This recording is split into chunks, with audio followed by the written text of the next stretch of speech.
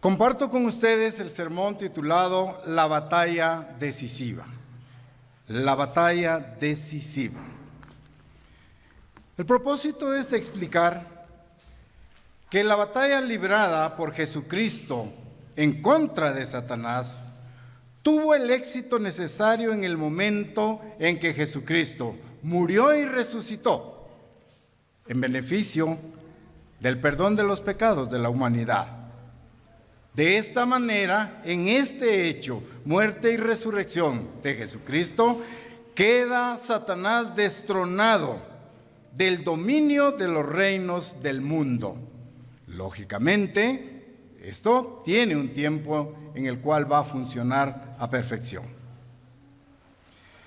Los invito a tomar sus conocimientos anteriores sobre el tema y comprender que Dios en su infinita sabiduría planificó desde la eternidad, allá en donde existían como Elohim, los poderosos, diseñaron el plan de salvación para la humanidad y la organizaron en diferentes etapas que ustedes conocen. Bien, entonces, definido el plan de salvación para la humanidad, hubo necesidad de determinar en un momento dado que el Verbo tomaría cuerpo físico para cumplir la misión de ser el Redentor de la humanidad, de perdonar los pecados y darnos la opción de vida eterna. Entonces, en un momento dado dentro del plan de los poderosos, estaba el momento justo en el cual el Verbo dejaría su naturaleza espiritual y tomaría un cuerpo físico para cumplir una misión, para tomar a partir de ese momento el papel de redentor de la humanidad. Bien, veamos en Génesis capítulo 2, versículos 16 y 17, la primera lectura. Vamos a Génesis capítulo 2, versículos 16 y 17. Y ahí dice: y mandó el eterno Dios al hombre diciendo: de todo árbol del huerto podrás comer, mas del árbol de la ciencia del bien y del mal no comerás, porque el día que de él comiereis, ciertamente morirás. Vean la instrucción que emana de parte de Dios. Dios entonces, dentro de su plan, crea a Adán y Eva. ¿Ya? Los colocó en el huerto del Edén con una misión, con un trabajo, con un propósito. Los colocó en el huerto para que lo labraran y lo guardasen. Vean la instrucción, la misión que se le dio. El trabajo que Adán y Eva tenían que hacer en el huerto era labrarlo y guardarlo, protegerlo. Dentro del huerto, ustedes saben, había dos árboles. ¿Sí? Dos árboles colocados ahí, representando dos caminos diferentes. El árbol de la ciencia del bien y del mal, por un lado, y también el árbol de la vida. Ese era el escenario en el cual Adán y Eva fueron colocados para labrarlo, para protegerlo, para cuidarlo. Entonces, Dios le dijo a Abraham, en otras palabras: tú debes vivir una vida perfecta, guardando los mandamientos que se le habían dado. Tú debes de vivir una vida en armonía con mi ley. Deben de vivir en armonía con mis mandamientos. Y si obedecían, entonces dice: si obedeces, vivirás. Pero si desobedeces, moriréis. Instrucciones claras de parte de Dios para Adán. Bien, ahora vean Juan capítulo 1, versículo 1 al 3. Dejamos el escenario ahí del huerto del Edén y pasamos ahora a leer en el Evangelio de Juan, capítulo 1, versículo 1 al 3, lo siguiente. Juan 1, 1 al 3 dice: en el principio era el Verbo, y el Verbo era con Dios, y el Verbo era Dios. Este era en el principio con Dios, y luego viene: todas las cosas por Él fueron hechas, y sin Él nada de lo que ha sido hecho fue hecho. Tenemos ahí el inicio de todo conocimiento básico. Se nos da a entender allí la existencia por toda la eternidad de dos seres, de dos poderes, de dos mentes, ¿sí?, que crearon todo. Se habla del Verbo y de Dios. En el principio era el Verbo, vean allí una categoría. Y luego dice: el Verbo era con Dios, o sea, habitaban por toda la eternidad en armonía. Dos mentes perfectas y poderosas, ¿sí? Luego se menciona que todas las cosas por Él fueron hechas, pero refiriéndose ya a una de las personalidades que se define allí. Entonces, vuelvo ahora a la escena en el huerto. Dios creó a Adán y Eva, ¿sí? Los colocó en el huerto con el propósito de que lo labraran y lo protegieran, lo guardaran. Allí, en el centro, estaban los dos árboles que son del bien y del mal y el de la vida. Dios le da la orden entonces a Adán y Eva para que se ajusten a vivir de acuerdo a las normas, a los principios emanados de su santa ley. Consecuencia de la obediencia a los mandamientos, entonces vendrá vida abundante. Desobediencia a los mandamientos de Dios los conduciría a la muerte. Ese es el entorno o el contexto en el que están allí. Ahora bien, antes de la creación, Jesús, ahora hablo de Él, Jesús antes de la creación permanecía como parte de la familia Dios. Cuando leímos en Juan 1:1, en el principio era el Verbo y el Verbo era Dios. Sí, eso lo comprenden ustedes bien ahí. Era la familia, Dios estaba ahí. Era el Verbo de Dios. Y por lo tanto, fue por medio del Verbo que Dios hizo todas las cosas, como lo leímos en el versículo 3. Todas las cosas por Él fueron hechas, y sin Él nada de lo que ha sido hecho fue hecho. Esto incluye el mundo físico y el mundo espiritual también, ¿verdad? Esta creación. Todas las cosas, leímos, todas las cosas fueron hechas por Él.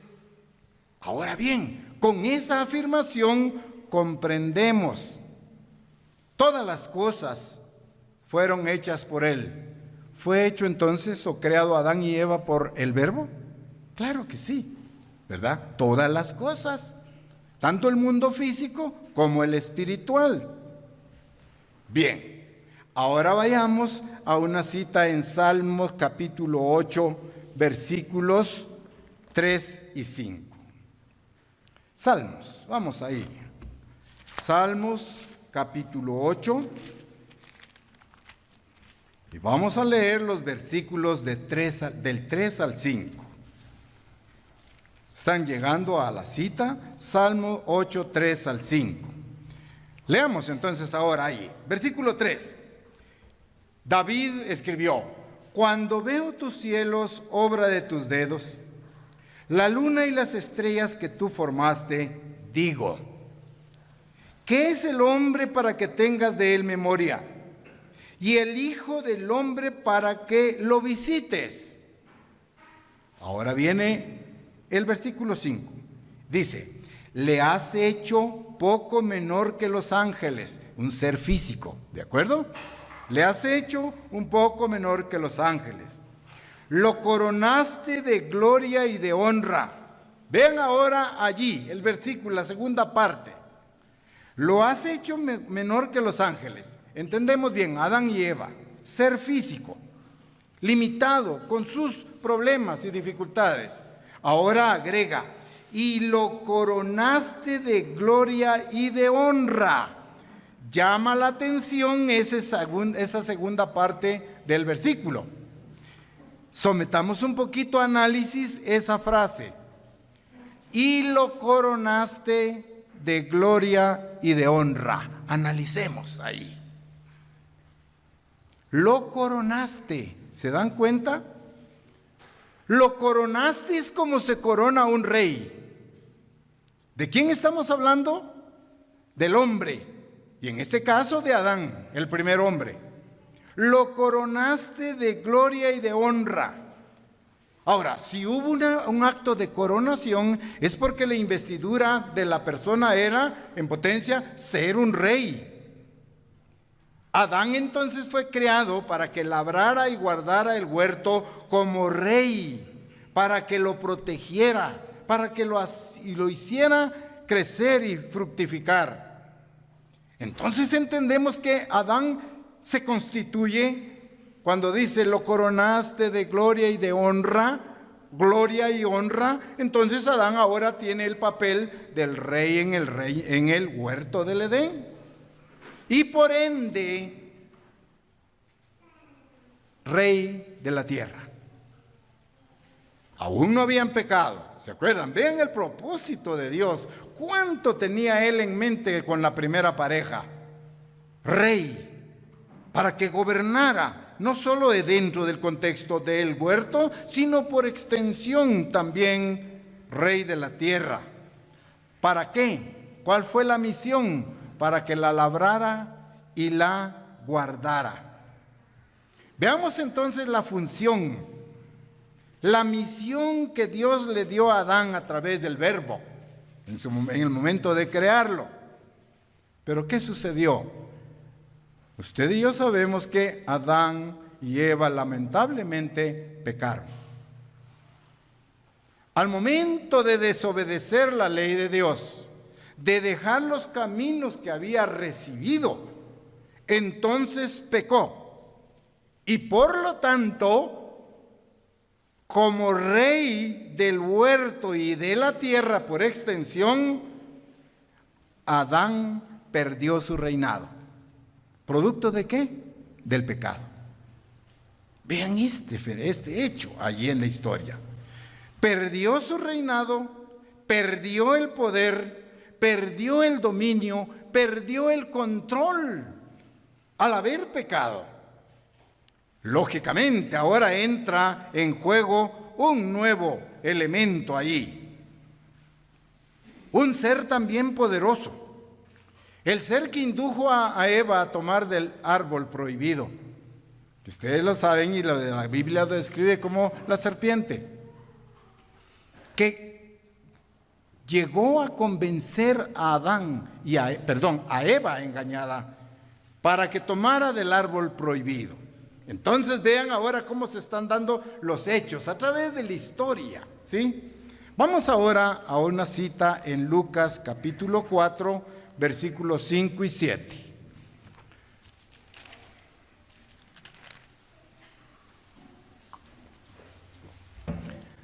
Vamos a leer Lucas capítulo 4, versículos 5 y 7.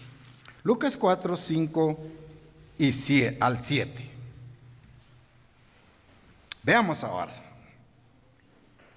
Comencemos la lectura en el versículo 5 y dice: y le llevó el diablo a un monte y le mostró en un momento todos los reinos de la tierra. Vean que Adán había perdido el poder, había perdido la gloria, había despreciado su función como rey sobre el huerto primero y luego por toda la tierra, y ahora surge un nuevo personaje. Y dice, le llevó el diablo a un alto monte y le mostró en un momento dado los reinos de la tierra. Y le dijo el diablo: a ti te daré toda esta potestad y la gloria de ellos, porque a mí me ha sido entregada y a quien quiero la doy. Pero la condición es, versículo 7, si tú postrado me adorares, todo será tuyo. Aquí hay un diálogo ahora. Satanás está ofreciéndole los reinos del mundo a Jesucristo. Pero la condición es, versículo 7, si tú postrado me adorares, todos los reinos serán tuyos. Vean ahora esta situación que se está manejando. Adán se hizo incapaz de aplicar el gobierno de Dios tanto en el huerto como en la tierra. Pecó deliberadamente. Ahora viene a la escena otro ser espiritual y poderoso. Satanás tomó las riendas del mundo. Eso es lo que entendemos. Satanás tomó las riendas del mundo y es el que hoy conocemos como el Dios de este siglo o de este mundo.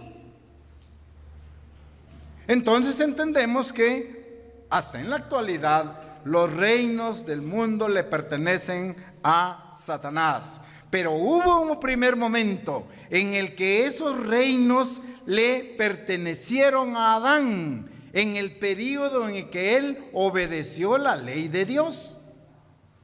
Repito, cuando pecó Adán fue sustituido por Satanás. Y ahora Satanás es el Dios de este siglo y de toda la raza humana. Ante esa situación, Adán pecó, Satanás toma los reinos del mundo, entonces hubo una gran necesidad. Dentro del plan de Dios estaba contemplado. Había una necesidad de que existiera un redentor. Ante la situación que estaba ahí, Adán pecó, Satanás el dueño de los reinos del mundo, entonces ahora el pecado, dando sus resultados, sus efectos, Satanás como el rey de este mundo, entonces ¿qué hay que hacer? El plan de Dios tenía la solución prevista. Voy a enviar a un redentor. La humanidad necesita un redentor. Alguien que lo redima del pecado y que lo conduzca al reino de Dios. Romanos capítulo 3, versículo 10. Romanos capítulo 3, versículo 10 y luego vamos a leer el 23. Están llegando ya a Romanos capítulo 3, versículo 10. Ahí dice, como está escrito, no hay justo ni aun uno. Vean la condición ahora de la humanidad. Producto del pecado, entró el pecado a través de Adán y Eva, y aquí se define que no hay justo ni aun uno. Ahora, incluyéndonos nosotros también ahí. No hay quien entienda, no hay quien busque a Dios. Y sigue la descripción, pero leamos el versículo 23. Traemos en mente, no hay justo ni aun uno. Ahora vean el versículo 23. Por cuanto todos pecaron y están destituidos de la gloria de Dios. Esa es la condición entonces del mundo. Esa es la condición de toda la humanidad ahora. ¿Ya? Por cuanto todos pecaron y están destituidos de la gloria de Dios. No hay acceso para Dios. No hay un camino que nos conduzca a Dios. Necesitamos entonces ahora a un redentor, a alguien que nos lleve y que nos conduzca hacia ese gobierno perfecto de Dios. Entonces vean, no hay justo ni uno, y todos pecaron y están destituidos de la gloria de Dios. Esa es la situación del ser humano en general, la humanidad en general. Entonces, pregunto, ¿cómo recuperar lo perdido? Adán perdió su misión y su rango de rey en el huerto y rey en la tierra si obedecía los mandamientos de Dios. Ahora Satanás es el Dios de este siglo. Ahora la pregunta, ¿cómo recuperar lo perdido? ¿Qué debemos hacer? ¿Qué tenía Dios en su plan? Dios todo lo tenía previsto en su plan de redención. Dios, al ver el pecado de Adán y Eva, Dios tuvo que elegir allá en el huerto del Edén. Una vez que ellos pecaron, Dios tomó 2 animales limpios, puros y sin mancha, perfectos, los seleccionó para sacrificarlos y cubrir la vergüenza de Adán y Eva. Vean cómo comienza entonces ahora el cómo podemos recuperar lo perdido.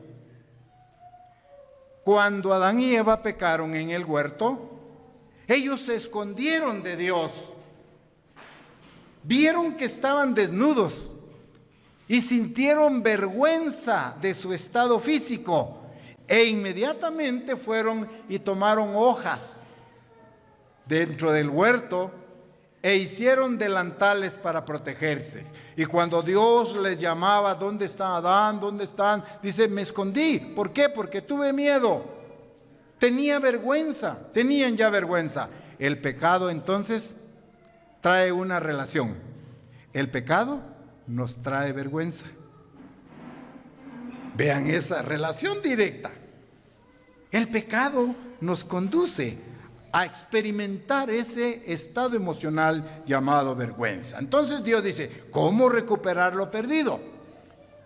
Elige 2 corderos limpios, puros, sin defecto, sin mancha, los sacrifica y con las pieles de estos 2 corderos viste a Adán y Eva. Ahora vean la diferencia del enfoque de Dios. Adán y Eva habían hecho delantales de hojas de fruto. Pregúntense, ¿cuánto tiempo le iba a durar ese delantal?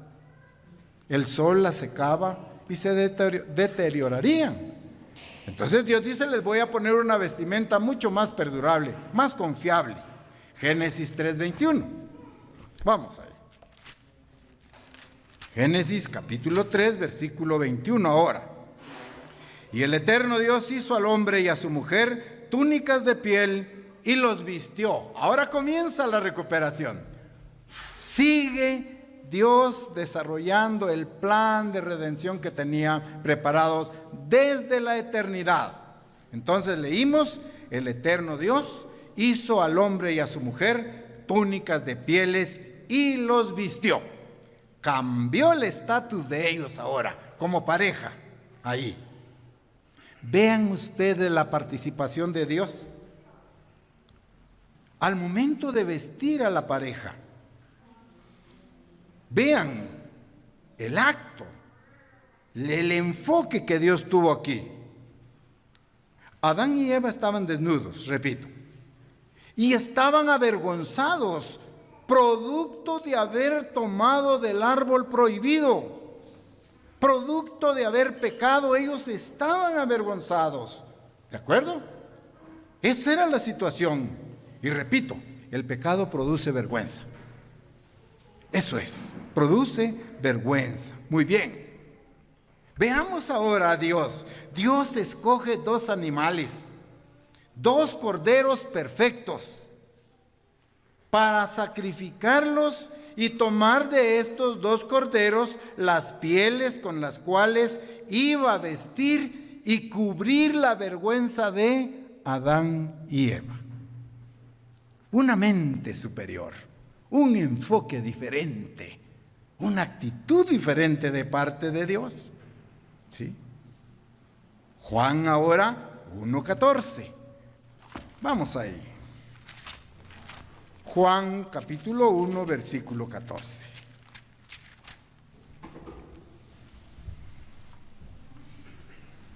Y aquel verbo fue hecho carne y habitó entre nosotros y vimos su gloria, gloria como del unigénito del Padre, lleno de gracia y de verdad.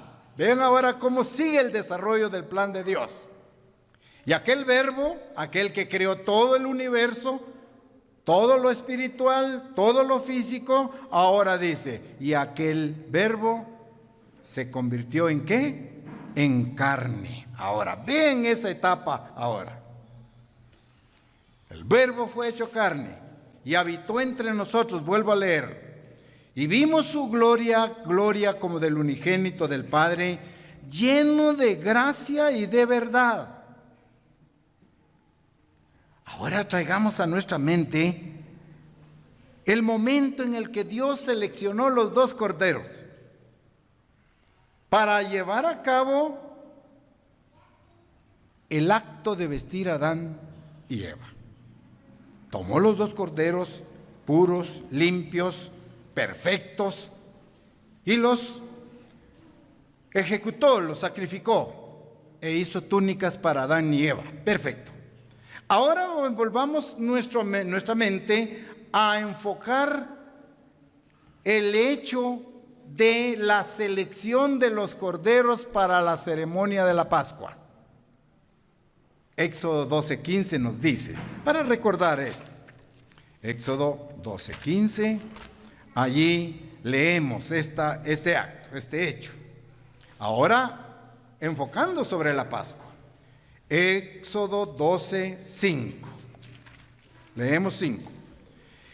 Hablando de los corderos para la Pascua dice, el animal será sin defecto, macho de 1 año, lo tomaréis de las ovejas o de las cabras, y lo guardaréis hasta el día 14 de este mes, y lo inmolará toda la congregación del pueblo de Israel entre las 2 tardes. Pongamos atención ahí entonces, el hecho de que la selección de los 2 corderos para la ceremonia de la Pascua exigía, el animal será sin defecto. Primera característica. ¿Qué más? Macho de 1 año. 2 características.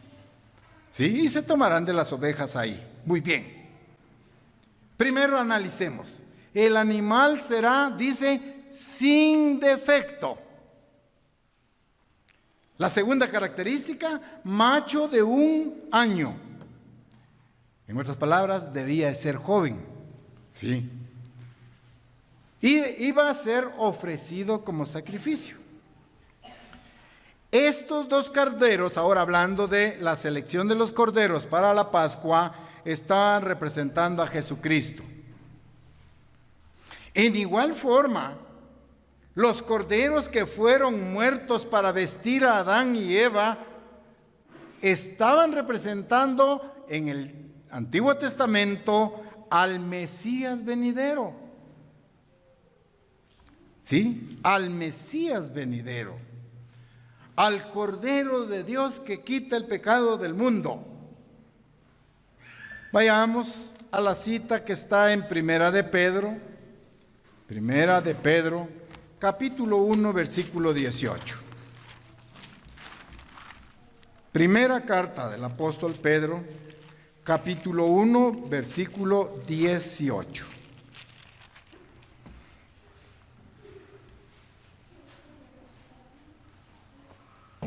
Primera de Pedro, capítulo 1, versículos 18 al 20. Ahí leemos lo siguiente.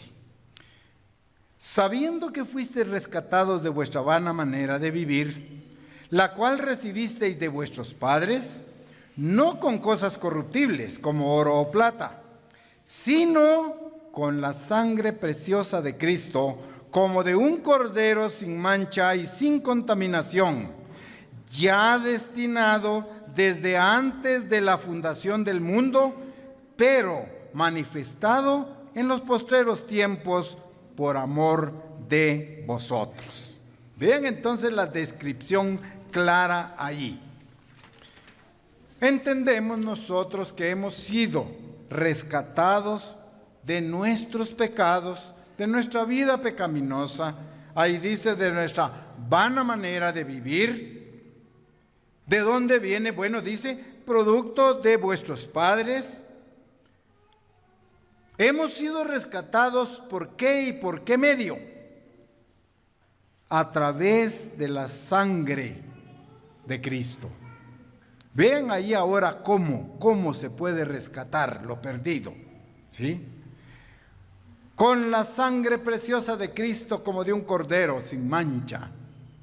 Cuando llegamos a arrepentirnos de nuestros pecados, cuando confesamos delante de Dios que hemos quebrantado su ley, que somos pecadores, entendemos que sobre nosotros en esa condición está sobre nuestra cabeza la pena de muerte. Si entendemos que hemos fallado, entonces aceptamos a Jesucristo, buscamos el arrepentimiento, vamos al bautismo, recibimos el Espíritu Santo y ahora es una nueva etapa de nuestra vida.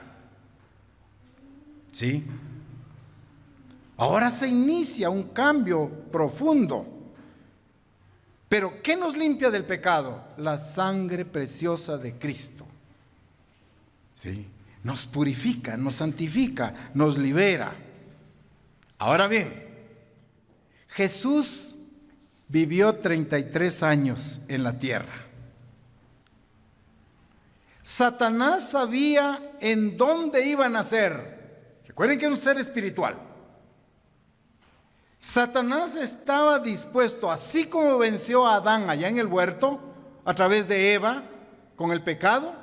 Satanás sabía del plan de Dios. Sabía que Jesucristo iba a nacer. Ya. Entonces Satanás comenzó a preparar sus estrategias para atacar a Jesucristo. Vean cómo estaba la mente de él. Satanás está dispuesto a acechar a Jesucristo 24 horas del día. Y estaba dispuesto a atacarlo todo el resto de su vida. Con esa actitud, Satanás organizó 4 estrategias para evitar que Jesucristo cumpliera su misión. Imagínense esto ahí entonces, en esa mente. Veamos rápidamente la primera estrategia de Satanás. Satanás pensó, meditó: debo atacar a Jesucristo antes de que ofrezca su vida por la humanidad. Imagínense. Satanás impidiendo que Jesucristo cumpliera su misión. Y toma una estrategia. Apocalipsis capítulo 12. Vean la primera estrategia. Atacar a Jesucristo antes de que ofreciera su vida por la humanidad. Dijo, aquí lo ataco, aquí lo destruyo. Muy bien. Apocalipsis 12, versículos 2 al 4 dice: y estando encinta, clamaba con dolores de parto en la angustia del alumbramiento. También apareció otra señal en el cielo. He aquí un gran dragón escarlata, que tenía 7 cabezas y 10 cuernos, y en sus cabezas 7 diademas. Vean ahora el personaje que estamos leyendo ahí. Muy bien. Ya está la estrategia de Satanás, representado en ese dragón escarlata. Versículo 5. Y ella dio a luz un hijo varón, que regirá con vara de hierro y todas las naciones, y su hijo fue arrebatado para Dios y para su trono. Vemos el nacimiento ahora de Jesucristo. Pero ¿qué tenía Satanás en mente? Versículo 4. Vamos hacia atrás. Hablando de esta bestia, su cola arrastraba la tercera parte de las estrellas del cielo y la arrojó sobre la tierra. Y el dragón se paró frente a la mujer que estaba para dar a luz, ¿a fin de qué? A fin de devorar a su hijo tan pronto como naciese. ¿Se dan cuenta de la estrategia de Satanás ahora? Astuto el ser. Poderoso, sí, hasta cierto límite comparado con Dios y Jesucristo. Pero vean el propósito, ¿ya? A fin de matar, de impedir que Jesucristo naciera para que cumpliera su misión. ¿Cuál es la misión? Redimir a la humanidad de sus pecados. Vean qué estrategia susceptible allí. Estaba la mujer a dar a luz, leímos, a fin de devorar, a fin de destruir a su hijo tan pronto como naciese. Ahora, ¿por qué? ¿Por qué?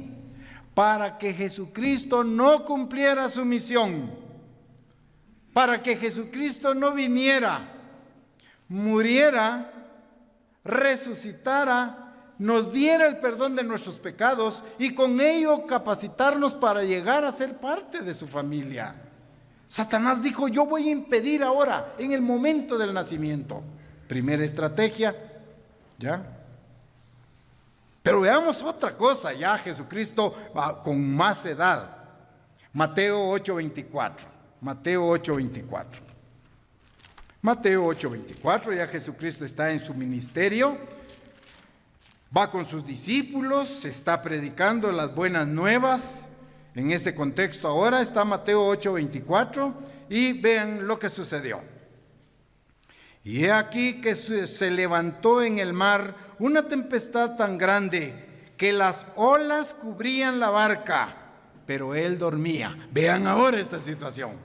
Jesucristo va en la barca, las olas estaban altísimas, azotando la barca, de tal manera que iban a naufragar.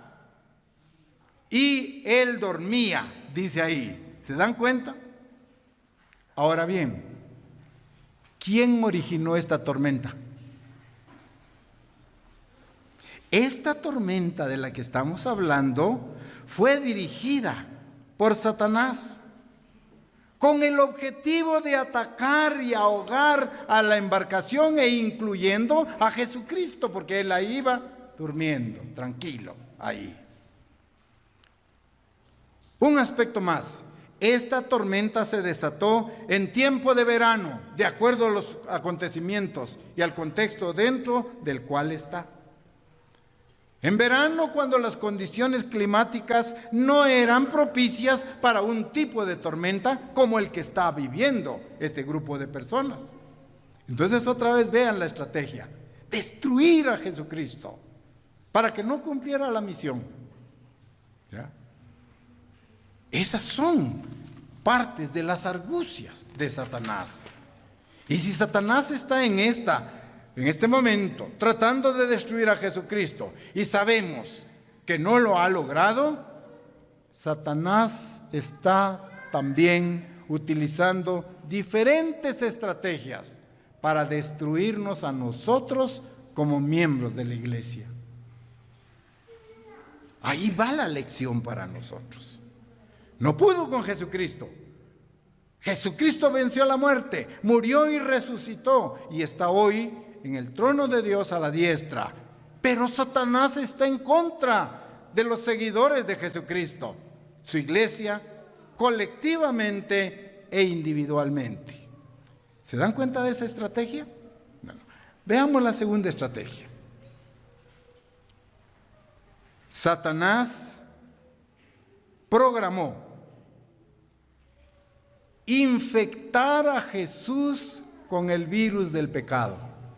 Imagínense ahora la lucha de Satanás contra Jesucristo para destruirlo con el propósito de que no cumpliera su misión.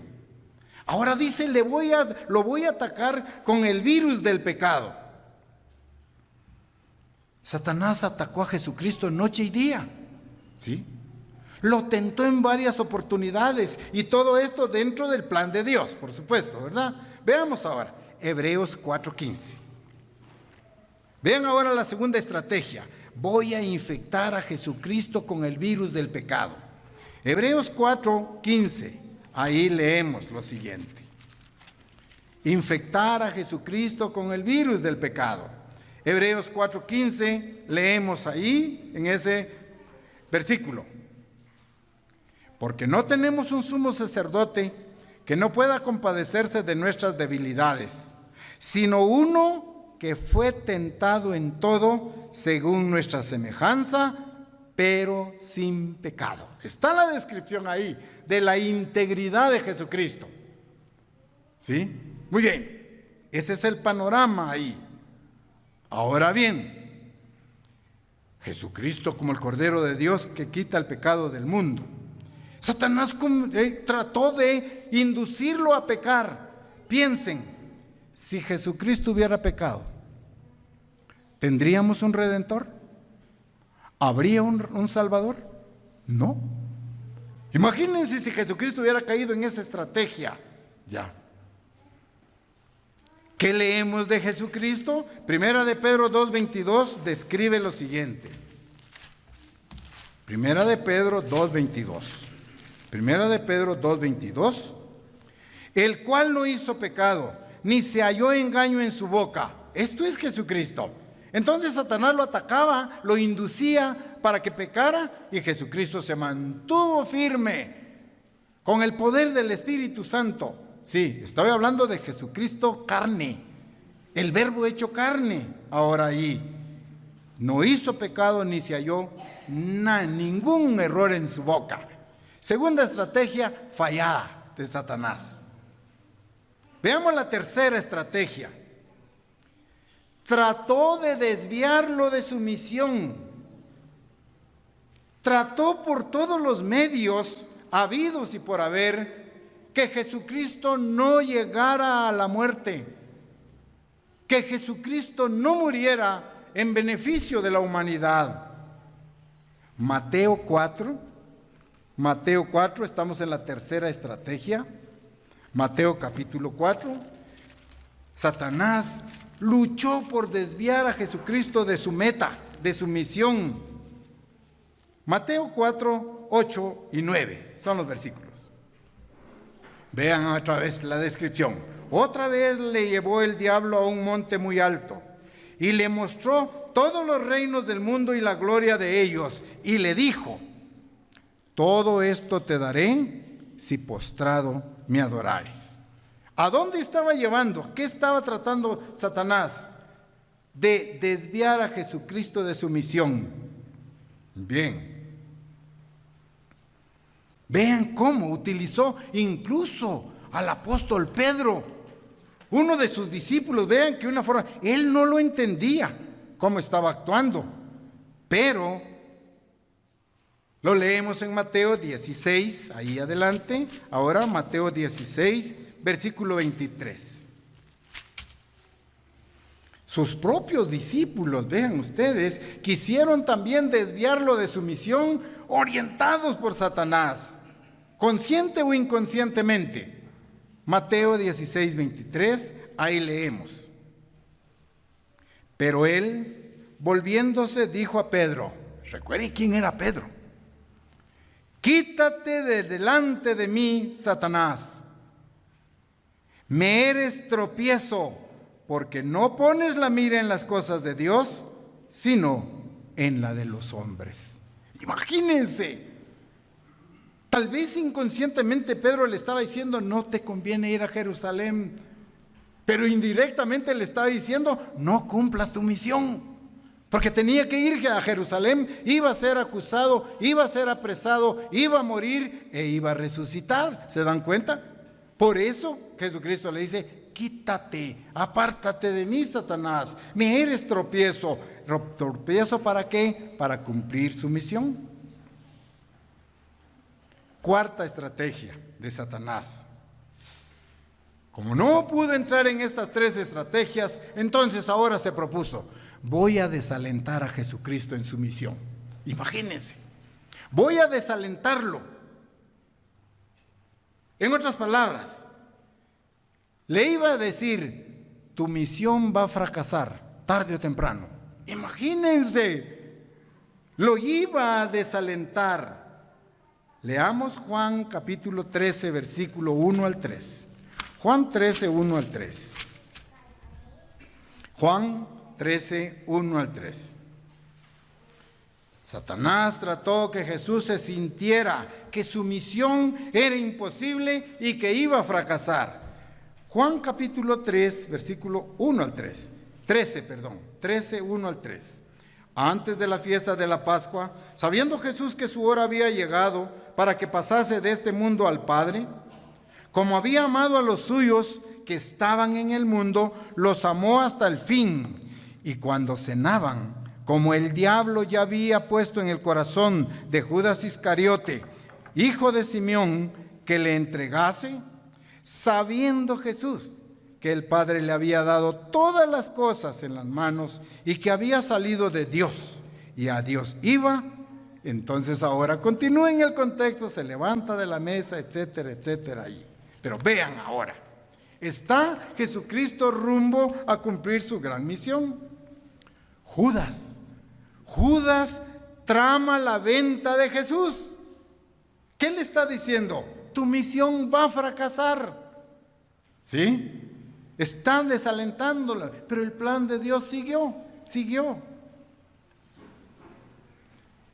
¿Qué pensó Judas como instrumento de Satanás cuando planificó entregar a Jesucristo? Judas dijo, pudo haber reflexionado, cuando Jesucristo sea aprehendido, Jesucristo, se puede escapar. En la aprehensión de Jesucristo, puede escaparse, puede soltarse de la mano de los soldados, va a oponer resistencia o va a pelear. Fíjense bien, si Jesucristo hubiera peleado con los soldados, ¿hubiese o no pecado? Vean cómo tan susceptiblemente Satanás está tratando por todos los medios allí. Incluso Satanás quería que Jesucristo se vengara de todos aquellos que lo ofendían. Satanás esperaba que cuando Jesucristo estaba siendo golpeado, respondiera con otro golpe. Eso quería Satanás. Cuando Jesús fue escupido, Satanás quería que él volviera a escupir a su ofensor. ¿Se dan cuenta? En todo el sufrimiento, cuando él recibía los latigazos, Satanás esperaba que él reaccionara humanamente y respondiera. Y con ello pecar y descalificarse de su misión. ¿Se dan cuenta? Susceptible allí. Por eso Jesucristo, en el momento crítico en el que estaba, en Mateo 26 leemos de él parte de su sacrificio, del dolor que él sufrió. Mateo capítulo 26, versículos 38 en adelante, ahí vamos a leer lo siguiente. Golpeado, escupido, ofendido, ¿sí? Pidiendo que se desanimara, que desistiera de su misión, llegó el momento crítico. Versículo 38. Entonces Jesús les dijo: mi alma está muy triste hasta la muerte. Quedaos aquí y velad conmigo, previo a ser tomado, ¿verdad? Bien. Yendo un poco adelante, se postró sobre su rostro, orando y diciendo: Padre, si es posible, pase de mí esta copa. ¿Qué copa? Los golpes, los insultos, los desalientos, los escupitazos, los latigazos. Si es posible, pase de mí esta copa, pero no sea como yo quiero, sino como tú. Y ustedes ven en el contexto ahí que fue a orar, regresó y sus discípulos estaban durmiendo. Regresó otra vez a orar, regresó durmiendo. Él lo hizo 3 veces allí. 3 veces le oró a su padre pidiéndole: si es posible, pase de mí esta copa. ¿Qué contenía esa copa? En Apocalipsis 7, hay 7 ángeles con 7 copas. Se describe ahí todo en todo ese capítulo.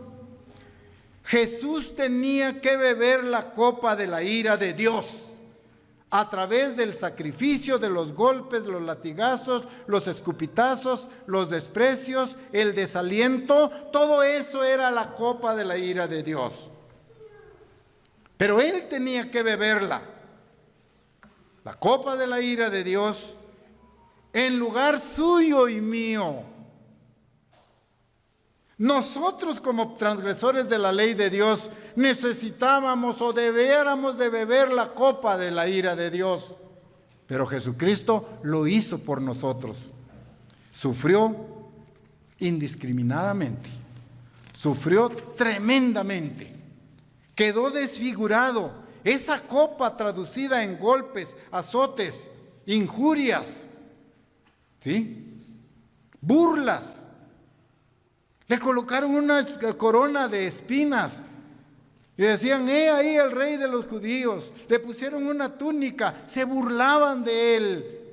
Recuerden que estando en la cruz del Calvario, e incluso los que estaban allí alrededor le decían, si eres Dios, fíjense bien, si eres Dios, bájate de ahí.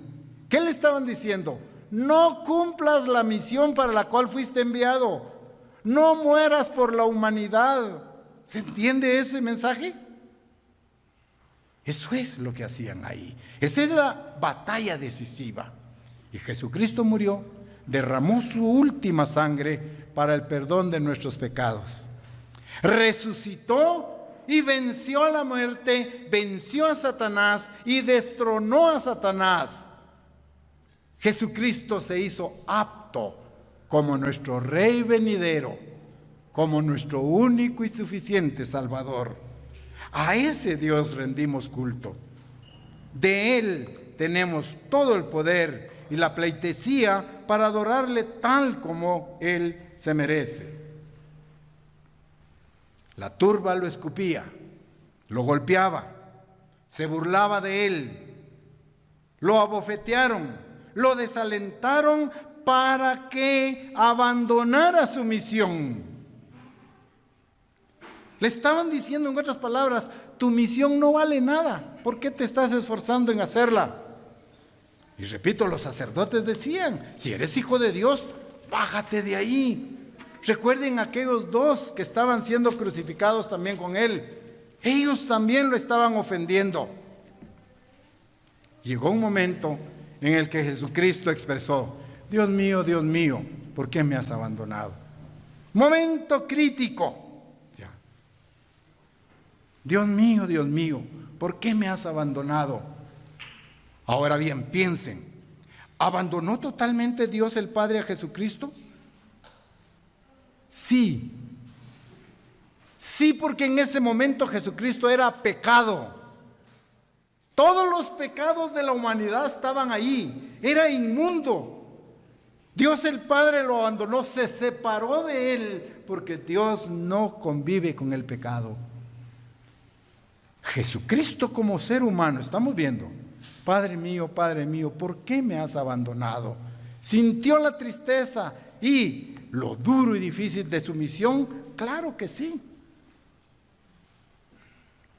Cuando Él murió, el velo del templo se rasgó de arriba hacia abajo. Pero este acto es significativo, porque con la muerte de Jesucristo nos está dando el acceso directo al trono de Dios a través de su muerte, y cumplió su misión, y por eso hoy es el Rey venidero, el Señor de señores, que pronto vendrá a instaurar su reino. Por eso pedimos en nuestras oraciones, Padre, venga tu reino, hágase tu voluntad. Ya. Y Él venció a la muerte, resucitó y destronó a Satanás. Y hoy está esperando la orden de Dios el Padre para intervenir en los acontecimientos y asuntos del mundo, para traer un mundo de paz, de armonía, de concordia, de prosperidad. Pero incluso Satanás sabía que Jesucristo había dicho que resucitaría en 3 días. ¿Se acuerdan? Vean otra estrategia de Satanás. Ordena para que coloquen guardias en la tumba. Ustedes conocen todo el contexto, yo solo se los hago ahí. En otras palabras, Satanás envió demonios para proteger la tumba en donde estaba Jesucristo, para que no resucitara. Imagínense la estrategia ahí. No pudo, no alcanzó. Esta resurrección, cuando Jesucristo murió, resucitaron varios de los sepulcros, ¿se acuerdan? El velo se rasgó, hubo una espesa nube que cubrió todo esto. Los muertos resucitaron en el momento de la muerte de Jesucristo, y esto tipifica la resurrección, en la segunda venida de Jesucristo. ¿Ya? Cuando Jesucristo murió, están ustedes viendo allá el cumplimiento de la profecía de Génesis 3:15. La leemos para entender. Génesis 3:15. La profecía dice: y pondré enemistad entre ti y la mujer, y entre tu simiente y la simiente suya. Esta te herirá en la cabeza, y tú le herirás en el calcañar. En este momento fue cuando Jesús le dio el golpe en la cabeza a la serpiente. Lo destruyó, lo quitó del poder. Hoy sí, en el poder del mundo, pero potencialmente ayer. Destronó a Satanás y hoy está sentado a la diestra de Dios el Padre en el cielo. Esperamos como iglesia ese momento añorado del retorno de Jesucristo para establecer su gran reino. Esa fue la gran batalla, la batalla decisiva, dentro del plan de Dios. Todos los acontecimientos están dentro del plan de Dios. Así que Jesucristo quiere compartir con nosotros su reino. Y dice: venid, benditos de mi Padre, heredad el reino de Dios. Esa es la esperanza, esa es nuestra fe, esa es nuestra confianza, y seguiremos obedeciendo la ley de Dios y siguiendo la guía del Espíritu Santo para alcanzar el éxito de llegar a ser nosotros parte del reino de Dios.